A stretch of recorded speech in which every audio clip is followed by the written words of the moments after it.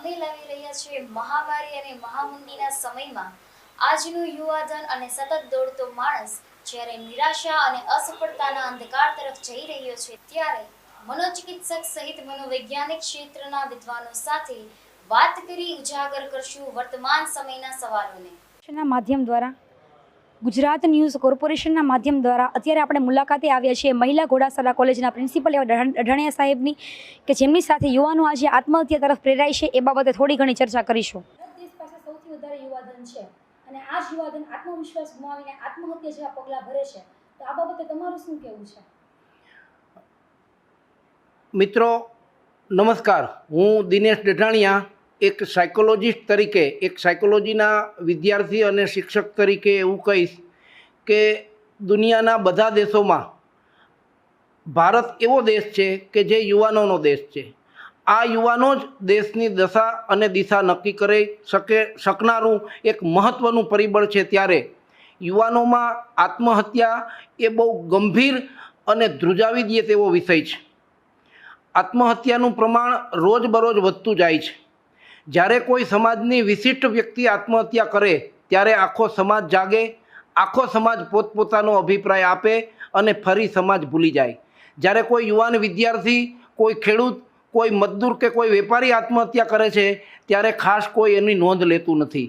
મારી આપ સૌને વિનંતી છે કે જ્યારે કોઈ કુદરતી આપદા આવે કે કોઈ વિશિષ્ટ સંજોગો આવે ત્યારે આપણે એ પરિસ્થિતિની સાથે એડજસ્ટ થવાનું હોય, સમાયોજિત થવાનું હોય છે।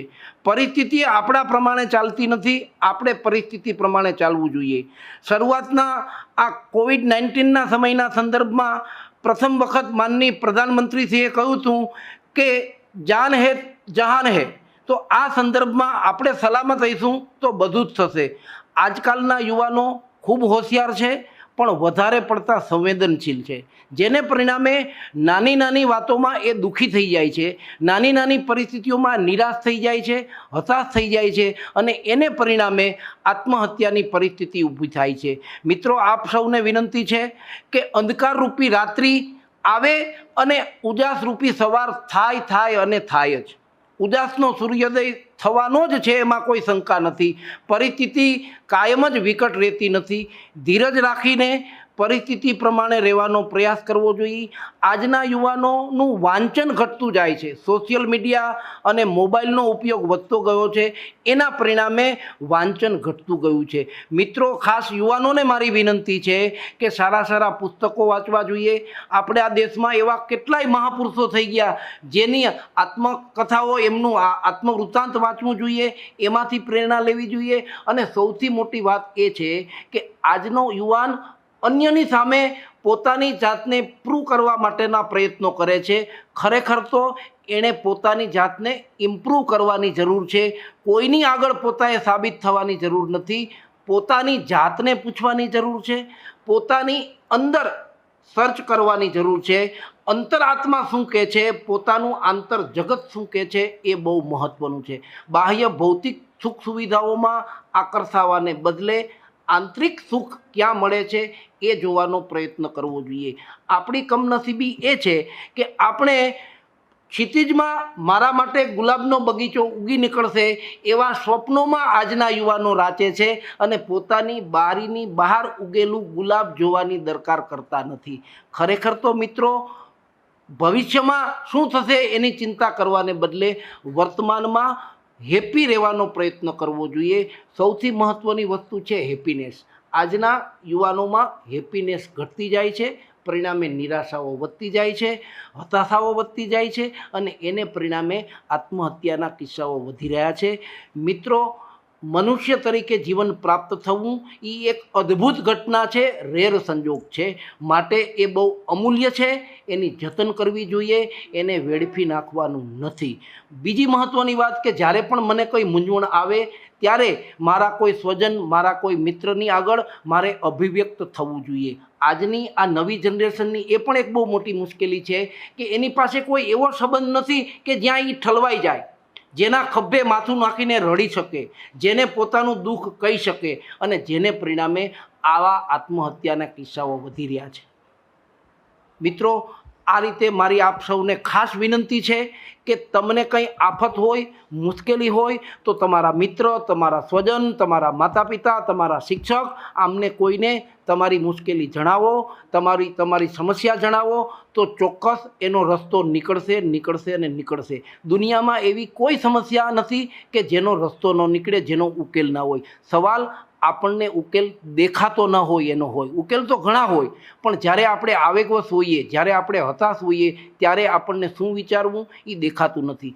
બીજી આજે એક સૌથી મોટી મુશ્કેલી એ છે કે લોકોને અન્ય કોઈ સારું કહે તો ગમે છે, સાચું કહે તો ગમતું નથી. માટે સાચું સાંભળવાની અને સમજવાની માનસિકતા કેળવવાની બહુ જરૂર છે. ઘણી વખત માતા પિતા પણ આપણને સાચું જ કહેતા હોય, પરંતુ એ આપણને સાચું નથી લાગતું, કારણ કે દેખીતી રીતે આપણને કડવું લાગે છે. પણ વાસ્તવિકતા એ છે કે બહુ સારું સાંભળવાની માનસિકતાને બદલે સાચું સાંભળવાની માનસિકતા કેળવીશું તો મને લાગે છે ઘણા બધા પ્રશ્નો હલ થઈ જશે.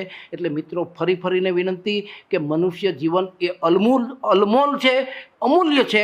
એને વેડફી નાખવાનું નથી. એને બરાબર મનુષ્ય તરીકેનું જીવન જીવવાનું છે, એન્જોય કરવાનું છે, ખુશ રહેવાનું છે. ધન્યવાદ, આભાર. ભારત માતા કી જય. મિત્રો, ખાસ મારે એ કહેવું છે કે મનુષ્ય જીવન બહુ અમૂલ્ય છે. એ સંદર્ભમાં હું તમને એક સુભાષચંદ્ર બોઝનો એક દાખલો આપીશ કે તેઓ જ્યારે જેલમાં હતા ત્યારે એમને અસાધ્ય બીમારી લાગુ પડેલી. એટલે એમને એક વખત આત્મહત્યાનો વિચાર આવ્યો. ત્યારે જે જેલનો દરવાન હતો એણે જણાવ્યું કે હું મારા જીવનનો અંત આણવા માગું છું, કારણ કે મને તો અસાધ્ય બીમારી છે, હું દેશને તો કંઈ ઉપયોગમાં આવી શકીશ નહીં. તો ત્યારે પેલા જે જેલનો દરવાન હતો એણે કહ્યું કે તમે આત્મહત્યા કરવાનું કહો છો એ તો બરાબર છે, પણ તમે આટલા બધા બુદ્ધિશાળી છો, આટલા બધા હોશિયાર છો, ત્યારે આવો વિચાર કેમ કરો છો? અને બીજી એક વાત એણે કહી કે તમે કદાચ જાણતા હશો કે મરેલા સિંહ કરતાં જીવતા ગધેડાની કિંમત વધુ છે, માટે તમારે આ વિચારવું જોઈએ. આ એક વાત માત્રથી એમને એક પ્રકારની ક્લિક થઈ ગઈ અને એણે આ વિચારને પડતો મૂક્યો. એટલે મિત્રો, મારે આપ સૌને ખાસ એ કહેવું છે કે જીવન છે એ બહુ મૂલ્યવાન છે. માણસ આત્મહત્યા કરે એટલે એ મૃત્યુ છે, અને મૃત્યુ પછી ગમે તેવો સિંહ હશે તો પણ એની કોઈ કિંમત નથી. માટે પોતાના માટે, પોતાના માતા પિતા માટે, સમાજ માટે અને રાષ્ટ્ર માટે કંઈક કરી છૂટવાની ભાવના હોવી એ ખૂબ જરૂરી છે. મિત્રો, આ કોરોનાના સમયગાળામાં ખાસ કરીને કોઈને કોઈ પણ પ્રકારની મૂંઝવણ હોય ત્યારે ભક્ત કવિ નરસિંહ મહેતા યુનિવર્સિટીની સાઇટ ઉપર આખી ટીમના નામ અને મોબાઈલ નંબર છે. ગમે ત્યારે સંપર્ક કરી શકો છો. મિત્રો, હું 24 કલાક આ માટે આપને માર્ગદર્શનરૂપ થવા માટે, આપને મદદ કરવા માટે તૈયાર છું. મારો મોબાઈલ નંબર ખાસ નોંધી લેજો: 98 256 25 058. હું ઘોડાસરા મહિલા કોલેજમાં પ્રિન્સિપલ છું. સવારે 8 થી 1 વાગ્યા સુધી કોલેજ પણ કાયમ જ અવેલેબલ હોઉં છું. એટલે જ્યારે પણ કંઈ જરૂર પડે, જો હું આપને મદદરૂપ થઈ શકીશ તો એ મારા માટે અને યુનિવર્સિટી માટે એક બહુ આનંદની વાત હશે. એટલે ખાસ મિત્રો, નિરાશા છોડો, ઉઠો, જાગો અને ધ્યેય પ્રાપ્તિ સુધી મંડ્યા રહો. સખત પરિશ્રમનો કોઈ વિકલ્પ નથી. આયોજનપૂર્વક સ્માર્ટ વર્ક કરતા શીખો. આજનું જીવન ખૂબ સમૃદ્ધ છે. આજે કોઈ પણ ધ્યેય સિદ્ધ કરવું એ બહુ સરળ થયું છે. માટે એના માટે જરૂર છે સખત પરિશ્રમ, આયોજનપૂર્વકનો પરિશ્રમ. તો કશુંય અશક્ય નથી. એન્જોય કરો, મજા કરો. ધન્યવાદ.